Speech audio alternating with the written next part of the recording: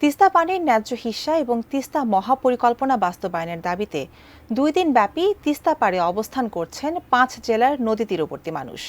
Dahlia barrage সংলগ্ন helipad থেকে সরাসরি যুক্ত হচ্ছেন সহকর্মী মিলাদুর রহমান মামুন। মামুন, এত মানুষ সেখানে অবস্থান করছে তিস্তা নদীকে বাঁচানোর জন্য।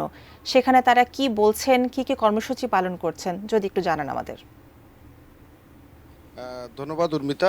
আসলে গতকাল থেকেই কিন্তু 2 দফা দাবি, অর্থাৎ তিস্তার পানির ন্যায্য হিস্যা এবং আপনার তিস্তা যে মেগা প্রকল্প হাতে নেওয়া হয়েছিল সেই মেগা প্রকল্প বাস্তবায়নের দাবিতে কিন্তু নীলফামারীর এই যে তিস্তা পাড়ে অর্থাৎ তিস্তা ব্যারেজ সংলগ্ন হেলিপ্যাডে মানুষ জড়ো হয়েছেন। আপনি দেখতে পাচ্ছেন যে আসলে একযোগে 5টি জেলায় এই কর্মসূচিটি চলছে। তো আসলে নীলফামারী অংশে এই যে তিস্তা পাড়ে এই যে হেলিপ্যাডে আমাদের এই কর্মসূচি চলছে।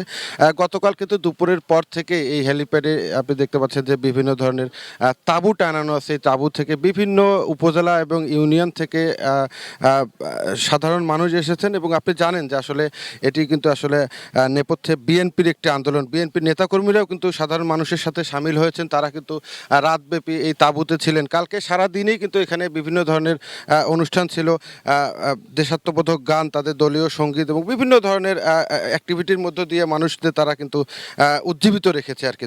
তা আজকে এখনও কর্মসূচি ঠিক শুরু হয়নি, তবে কিছুক্ষণের মধ্যে শুরু হবে। এই যে সাধারণ মানুষ আসতে শুরু করছেন, বিএনপির নেতাকর্মীরাও আসতে শুরু করেছেন। আমাদের সাথে এই মুহূর্তে আছেন জেলা বিএনপির সভাপতি আলমগীর সরকার। আমরা একটু তার সাথে কথা বলবো। আপনি একটু বলবেন যে আপনাদের আসলে দাবিটা কি, আপনারা এখানে কেন সমবেত হয়েছেন আর কি, এই প্রোগ্রাম নিয়ে কী বলবেন আপনি? ধন্যবাদ আপনাকে। সাথী বন্ধু, আমরা কিন্তু বিপদগ্রস্ত।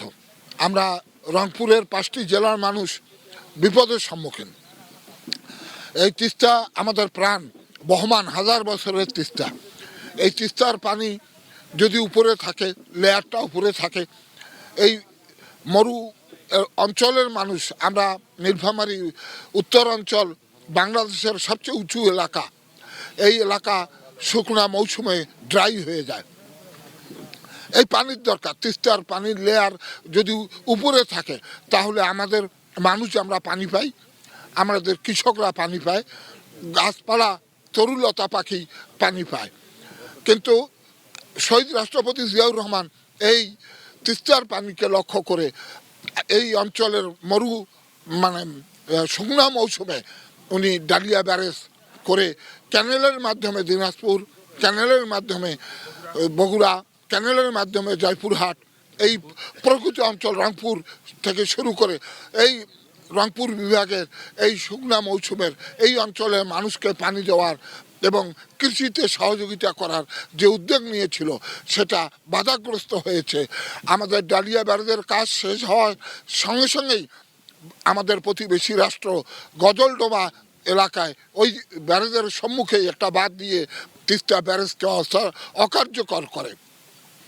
আমাদের পানির লেয়ার নিচে নেমে যায় এবং শুকনা মৌসুমে আমরা পানি পাই না। আবার আমরা এই জন্য বললাম বিপদগ্রস্ত। আবার যখন বর্ষাকালে আল্লাহ পাক আমাদের পানি দেয় তখন নদী খাল পুকুর ভরপুর থাকে, সেই সময় গজলডোবার গেট খুলে দিয়ে। ধন্যবাদ আপনাকে। আপনি শুনছিলেন যে আসলে এই তিস্তার পানি এই উত্তরাঞ্চলের মানুষের জন্য আসলে একটা জীবন জীবিকার অন্যতম অনুষঙ্গ বলা যায়।